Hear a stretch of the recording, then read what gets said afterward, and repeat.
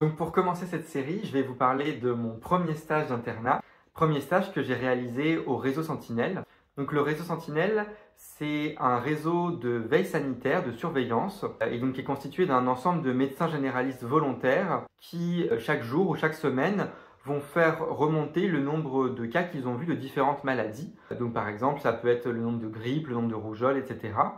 Et donc tout ça permet de suivre l'évolution des maladies en consultation de médecine générale. Et moi, plus particulièrement, j'avais la charge d'un indicateur qui était celui des oreillons. Et donc, à chaque fois qu'un médecin déclarait un cas en rapport avec potentiellement avec des oreillons, je récupérais les informations. Je pouvais être amené à recontacter le médecin si jamais il manquait des informations pour bien comprendre le cas, pour s'assurer qu'il s'agissait bien potentiellement d'oreillons.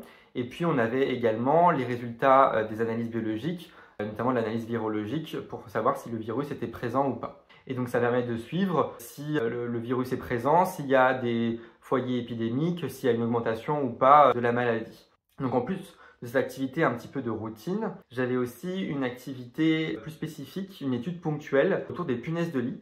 Et donc là, même principe, les médecins, quand ils voyaient un patient qui consultait potentiellement pour des punaises de lit, ils le faisaient remonter dans le système, et ça pendant 1 an. Et ensuite, on a pu analyser le nombre de patients qui sont vus chaque année par des médecins généralistes pour des punaises de lit, les caractéristiques des cas, et ça permet de mieux comprendre l'étendue de ce problème des punaises de lit dont on entend souvent parler, et puis aussi quel est l'impact sur la santé des personnes qui sont confrontées aux punaises de lit. Et puis enfin, la troisième activité que j'avais dans le cadre de ce stage, c'était une activité donc plus d'études épidémiologiques à partir des données de la cohorte GRIPNet. Donc la cohorte GRIPNet, c'est des personnes en population générale qui vont chaque semaine pendant l'hiver indiquer s'ils ont des symptômes et quels symptômes ils ont. Et ça permet de suivre donc notamment l'évolution là aussi de l'épidémie de grippe chaque hiver. Donc c'est comme ce qu'on fait pour les médecins généralistes, mais là on le fait en population générale. Et donc au début de chaque saison hivernale, les personnes répondent à un questionnaire sur leurs habitudes de vie, leur état de santé, etc. Et donc moi, j'ai travaillé notamment sur les facteurs associés au fait d'être vacciné ou pas contre la grippe. Donc dans le cadre de ce stage, j'ai été amené à travailler évidemment avec les médecins généralistes avec qui on pouvait être en contact assez fréquemment, que ce soit pour avoir davantage d'informations sur les cas qu'ils faisaient remonter, ou bien nous pour leur transmettre de l'information justement sur le suivi des épidémies ou sur d'autres éléments qui peuvent les aider dans leur pratique. J'ai également travaillé avec d'autres professionnels de santé publique, donc par exemple des épidémiologistes ou bien des statisticiens, notamment pour tout ce qui est les calculs d'incidence, de taux d'incidence, etc.